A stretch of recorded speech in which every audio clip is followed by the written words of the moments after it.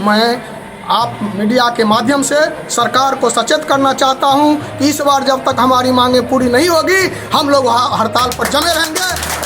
चाहे सरकार हम जो भी करे हम उसके लिए तैयार हैं, हम जेल जाने को तैयार हैं, हमें सेवा मुक्त करे।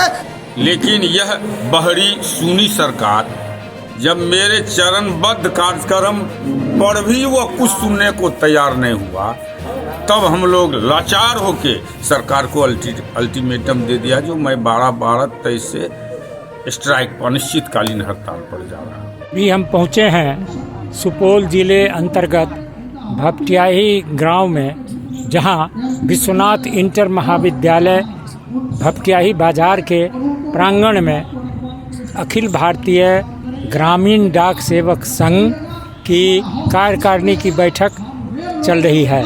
इस कार्यकारिणी की बैठक का मुख्य उद्देश्य यहाँ के सचिव ने बताया कि यह जो है मुख्य रूप से ग्रामीण डाक सेवकों के साथ की जा रहा भेदभाव के कारण उनके वेतन में असंगति एवं कई प्रकार की मांगें उनकी 9 सूत्री मांगें जो है सो 9 सूत्री मांग पत्र जारी किया गया है। इस 9 सूत्री मांग पत्र के बारे में क्या कहना है इन पदाधिकारियों का, आइए इनसे सुनते हैं। अब आपको मिलवाते हैं हम सहरसा डाक प्रमंडल के जीडीएस यूनियन के सचिव श्री नवीन कुमार यादव जी से। आइए इनसे सुनते हैं कि इस कार्यकारिणी की बैठक में हड़ताल का निर्णय क्यों लेना पड़ा।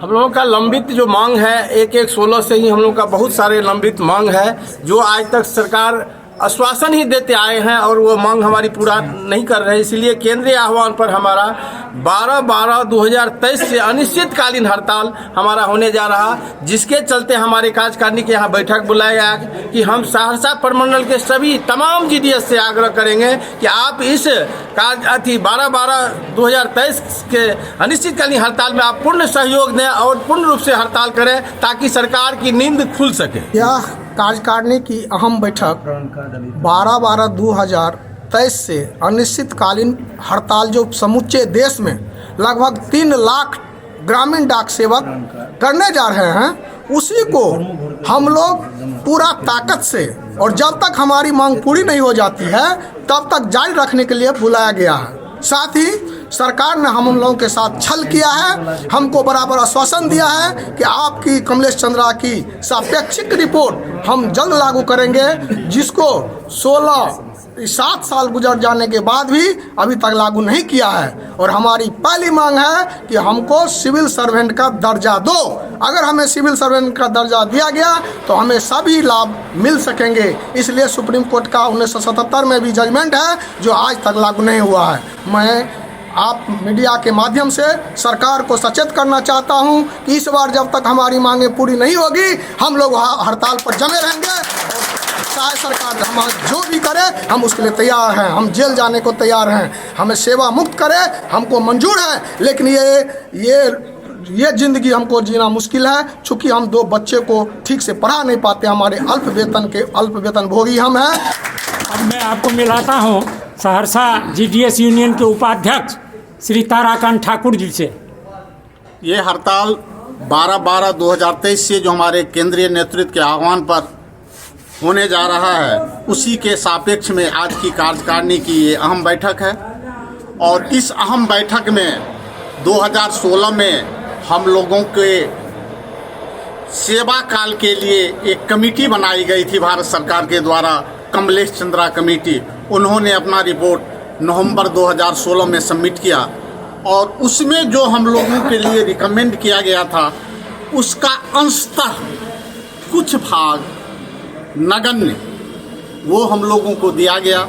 जो मेन मांग हम लोगों का था वो अभी तक मान्य नहीं है। सबसे पहला उसमें था हम लोगों के लिए जो हम लोगों को जो ग्रेच्युटी सेवा समाप्ति के बाद मिलती है वो 5 लाख रिकमेंड किया गया था, वो 1,50,000 दिया जा रहा है। 6 महीना का सवैतनिक अवकाश देने की घोषणा की गई थी, वो रिकमेंड किया गया था, वो नहीं दिया गया था। उसके बाद एक फाइनेंशियल अपग्रेडेशन सेवा उन्नति काल के लिए 12, 24, 36 जो हमारे सीनियर जीडीएस है उसके लिए इंक्रीमेंट का व्यवस्था किया गया था, वो कहा वो देंगे, वो नहीं मिला।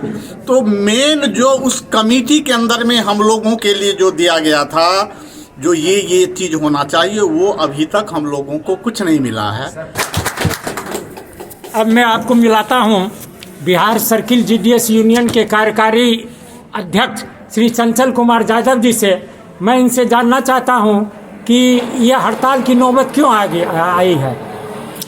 हमने इससे पहले भी अपना चरमबद्ध कार्यक्रम किया है सरकार से, अपने 7th पे कमीशन कमलेश चंद्रा कमीशन के रिपोर्ट को मंगवाने के लिए, लेकिन यह बहरी सुनी सरकार जब मेरे चरणबद्ध कार्यक्रम पर भी वो कुछ सुनने को तैयार नहीं हुआ, तब हम लोग लाचार होके सरकार को अल्टीमेटम दे दिया, जो मैं 12/12/23 से स्ट्राइक अनिश्चितकालीन हड़ताल पर जा रहा हूँ।